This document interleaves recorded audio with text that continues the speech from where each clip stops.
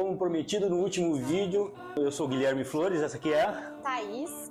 E a gente está fazendo um pouquinho a mudança no canal, aí para quem já acompanha o canal, sabe que no último vídeo eu falei que teria uma surpresa. E a surpresa é que... Nós estamos indo para o Canadá em dezembro. Isso aí. Então já participamos do processo, o visto já foi aprovado. Então a ideia agora de começo vai mudar um pouquinho a dinâmica do canal, sair um pouquinho das motos, né? Para quem já acompanha aí sabe da Trash, da Honda e das outras motos que eu gosto de colocar e vou continuar colocando, só que com motos lá no Canadá. Se Deus quiser, logo compro a minha lá e aí vou estar acompanhando além do canal de moto, que é, né? E por isso que eu mudei o nome aí para quem ver o nome seu de Guilherme Flores para Canadá Daí. Quem quiser acompanhar, tá? Canadá Daí lá no Instagram, pode acompanhar, @Canadá Daí.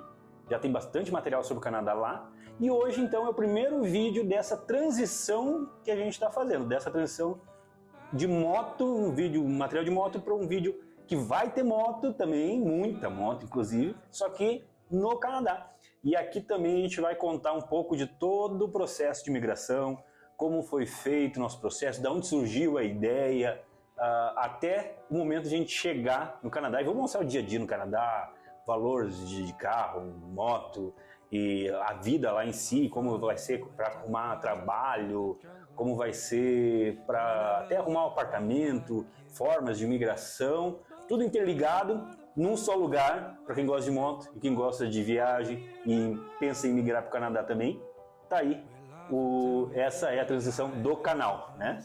Então, me diz aí, amor, como é que a gente chegou a esse ponto de imigrar? O Guilherme morou, né, no Canadá em 2014. Foi quando a gente começou a namorar. Ele estava lá no Canadá e eu no Brasil.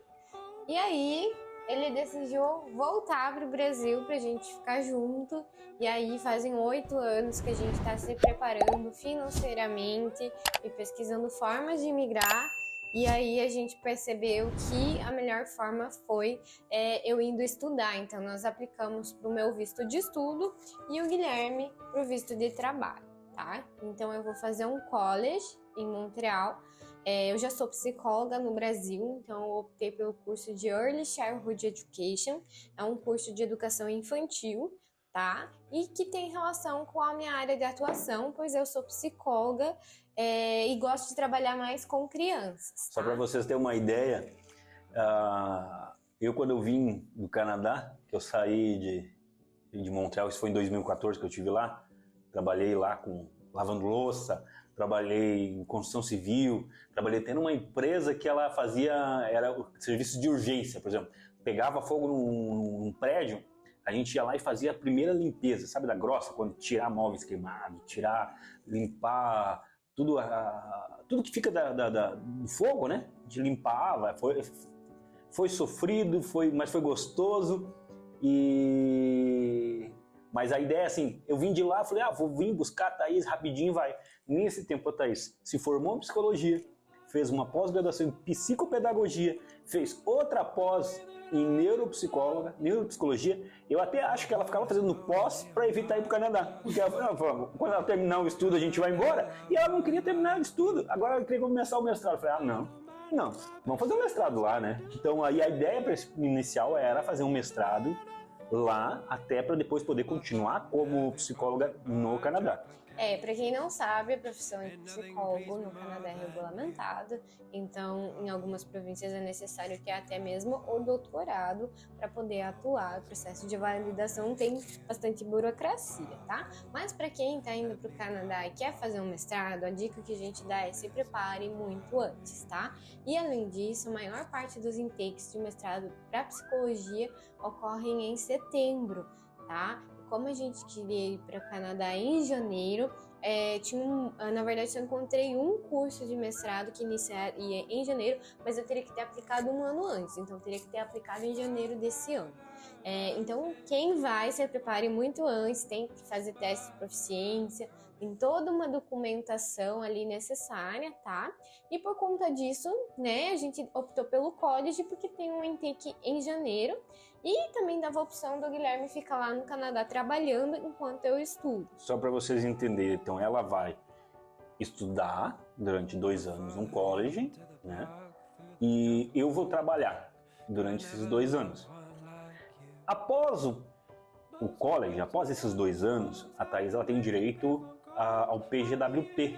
Que é o Post-Graduation Work Permit. Ele me dá a permissão de ficar mais 3 anos trabalhando no Canadá. Então, resumindo assim, ela é uma permissão de trabalho pós-graduação, né? Vamos falar em português grosso. E ela dá esses mais 3 anos para a Thaís trabalhar lá e automaticamente mais 3 anos para eu trabalhar. Então, nós temos 5 anos de visto praticamente, né? De estudo e trabalho, digamos assim. Só que, claro, existe um processo onde os próximos 2 anos, nosso passaporte chegou com visto para os próximos 2 anos. Depois, quando acaba a faculdade, a gente dá entrada nesse PGWP que permite esses 3 anos a mais. E a ideia é a gente conseguir a residência permanente nesses 5 anos, né? Eu trabalho, se eu trabalhar lá, ter 2 anos de experiência de trabalho em algum NOC, 0 A ou B, se A não ou me B, engano. vamos confirmar aqui, mas eu já posso aplicar, né, pela província de Quebec. E a cidade que a gente está voltando é a mesma que eu morei, né, que é Montreal. Só para vocês terem uma ideia, assim, Montreal, quando eu trabalhei nesses empregos que eu falei agora há pouco, eu conseguia pagar o aluguel e pagar minhas contas num apartamento no Plateau Montreal. Para quem conhece um pouco o Plateau, sabe que Plateau é um bairro boêmio, um bairro quase que deu início uns bairros mais antigos de Montreal, lindo por sinal, onde vai ter a arquitetura absurdamente linda, tu te sente num filme caminhando nas ruas. Então assim, lá é possível tu trabalhar nos trabalhos de entrada e realmente pagar suas contas, viver num bairro bom, viver tranquilo. E isso nos levou a querer voltar para lá, né? Então, decididos que a Thaís fizesse o college e eu trabalhasse, só para vocês terem uma ideia de tempo, assim, né? Foram 8 anos de preparo, 8 anos guardando dinheiro, estudando inglês, estudando francês, para que chegasse esse aqui. Mas quando que a gente aplicou? Na verdade, assim, pro college foi ali em março desse ano. Depois a gente solicitou o CAC, que é a Carta de Aceitação do Quebec. Somente o Quebec que solicita essa carta, tá? Então, o Quebec levou ali em média uns 30 dias para analisar e para aprovar, né? Só aí já foi uma festa, né? E a gente já comemorou. E aí, depois, né, desse tempo, a gente conversou com a nossa consultora, que estava fazendo o nosso processo, e ela falou pra gente aplicar 6 meses antes do início das minhas aulas, que não seria bom ter aplicado antes desses 6 meses, tá? Já fica a dica aí para quem vai fazer o processo sozinho. Então, a partir dos 6 meses ali, a gente aplicou em agosto, no dia 9 de agosto desse ano, e aí já no dia 10 o governo solicitou a nossa biometria.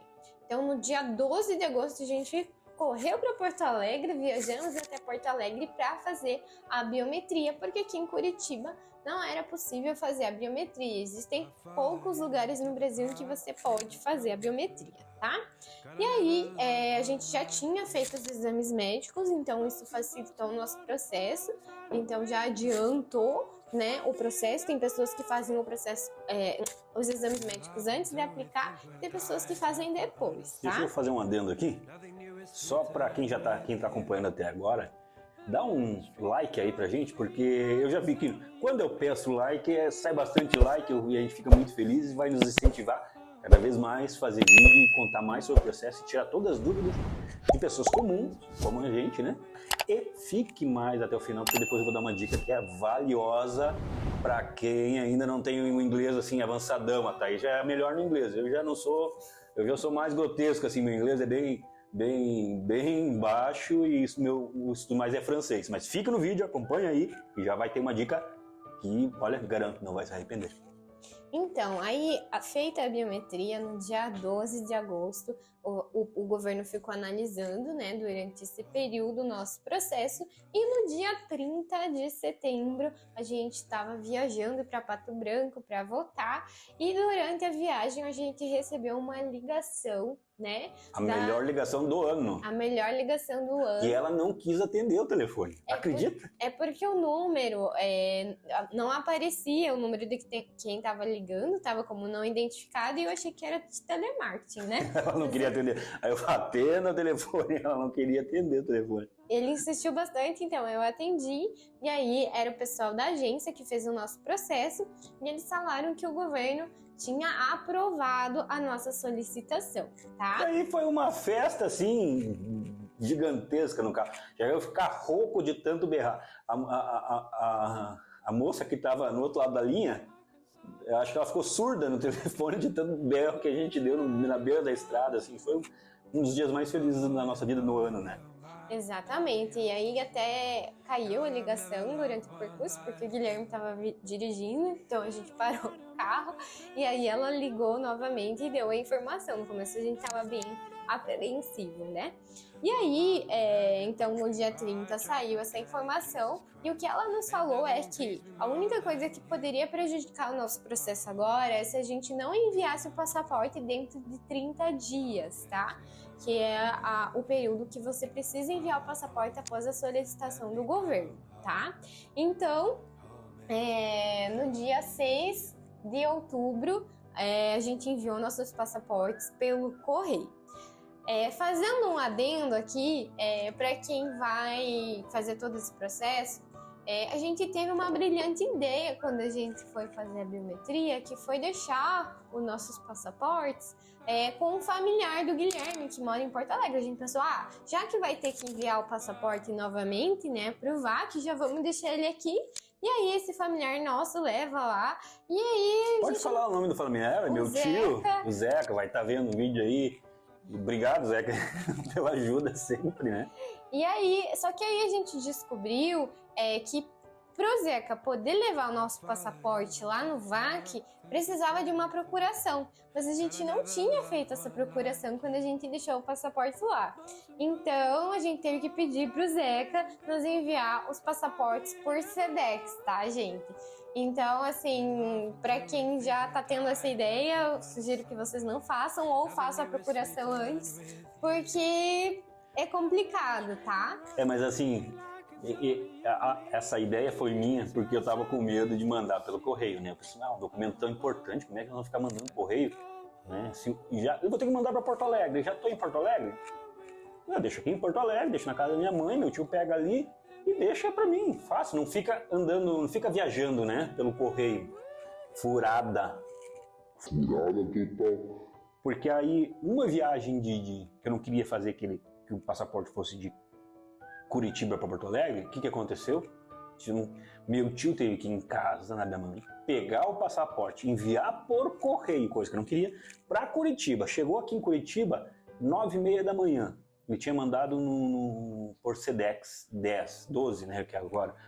E 3 horas da tarde, eu já estava enviando novamente o passaporte para Porto Alegre. Porque teria que ser um de nós que enviasse, porque a carta tinha que estar no nosso nome. Então, assim, furado. Eu não queria que andasse, que ele não fosse pelo correio, e aí que ele foi mesmo. Não só uma vez, foi de Porto Alegre para Curitiba, voltou de Curitiba para Porto Alegre, foi para São Paulo, voltou de São Paulo. O passaporte já viajou mais do que a gente. Exatamente. Então, assim, fica a dica aí para vocês. Enviem tudo pelo correio, porque é a melhor coisa que tem. E vocês não vão se estressar tanto nesse processo de ter que esperar o passaporte chegar e tudo mais, tá? Então, pessoal, nós enviamos no dia 6 de outubro, tá? O passaporte. E aí, que é importante vocês saberem que documentos que vocês têm que mandar junto com o passaporte, porque não é somente o passaporte que vocês vão enviar no envelope, ok? Então vamos lá, quais são os documentos que vocês precisam mandar? A carta do governo solicitando o passaporte, uma via impressa do termo de consentimento, né, do VAC atualizado. Então vocês podem consultar no site do VAC esse termo de consentimento. A gente vai deixar o link aqui para vocês também, tá? E aí vocês têm que deixar uma folha com os dados pro retorno do passaporte, contendo o nome, telefone, e-mail e endereço, tá? E além disso, tem que ter um comprovante da taxa de retorno do passaporte, tá? Para a região de Curitiba, o valor é de R$ 135 por passaporte. Então, é um total de R$ 270. Fora o Sedex. Isso, fora o valor do Sedex que você fora paga. o Sedex que ele pagou para mandar lá para Porto Alegre, tá? Então, esse valor é para o VAC devolver o seu passaporte, tá? Então, o que é interessante, que você coloque cada kit de documentos de cada pessoa num envelope diferente para enviar e depois você pode colocar num envelope maior ou numa caixa os dois envelopes, tá? Foi o que o Guilherme fez, né? Eu achei a caixa mais organizada e mais segura, porque quando o passaporte nosso veio de Porto Alegre para Curitiba, estava chovendo muito e aconteceu que o envelope molhou. E eu fiquei com muito medo que molhasse o passaporte. Então, para segurança, eu peguei uma caixa maior, coloquei os dois kits, o passaporte de cada um e os kits de cada um em envelope separado, né? O meu kit e o da Thaís separado, em 2 envelopes de plástico aí que eu peguei no correio, para casa não molhar mesmo, e botei dentro da caixa, lá dentro do próprio correio. E aí dentro dessa caixa também a folha de pagamento comprovando que a gente tinha pago essa taxa. Então, pessoal, a gente quer dar algumas dicas para vocês, além de tudo isso, que é interessante que vocês mandem um e-mail para o VAC que vocês vão enviar o passaporte para tirar as dúvidas que vocês têm. Quando eu olhei no site, e até a consultora lá da agência me passou que eu tinha que pagar essa taxa de retorno e mais uma taxa de transmissão do pacote no valor de R$ 66 por passaporte. Mas aí, quando eu mandei o e-mail lá para o VAC, eles me explicaram que eu não sei se isso vale para todos os VACs ou se é só o de Porto Alegre, tá? Mas o que eles me explicaram que como a gente já tinha feito a biometria nesse ano de 2022 no mesmo VAC, então a gente estava isento dessa taxa, não seria necessário pagar essa taxa, tá? Então fica a dica aí para vocês, mandem e-mail, tirem as dúvidas de vocês, para vocês não mandarem nada errado e também não levarem um prejuízo de pagar uma taxa a mais sem ter certeza, tá? E o VAC, para quem não sabe, é o escritório que opera ali a parte de visto do Canadá no Brasil, né? São vários VACs, vários escritórios que tem espalhado no Brasil, né? Isso, é a VSF Global, é o nome do VAC, né? Da empresa. Vai estar em algum lugar aqui. Em algum lugar vai estar escrito aí. E aí, além de tudo isso, pessoal, tem mais uma coisa que a gente gostaria de comentar. Quando vocês vêm lá para pagar a taxa de retorno, tem uma opção de pagar mais R$12 do serviço de rastreio por passaporte, tá? E esse serviço de rastreio vai informar para vocês onde o passaporte está por SMS. A gente optou por não pagar esses R$12, apesar de ser um valor irrisório, né? Porque veio tudo por e-mail. Então, quando o passaporte chegou em Porto Alegre, a gente recebeu e-mail. Quando o VAC mandou lá para o consulado em São Paulo, também chegou outro e-mail. Então, todos os passos, tudo que foi acontecendo, foi vindo por e-mail pra gente. Então, a gente achou que não era necessário pagar esse valor dos R$12. Pessoal, então, voltando ali na data que a gente enviou. Então, a gente enviou no dia 6 de outubro, né? Os passaportes, e eles chegaram hoje, no dia 15 de outubro. Então, chegou hoje os benditos passaportes, chegou no sábado, e nós vamos abrir hoje e mostrar essa maravilha que é o passaporte com o visto, né? Guilherme.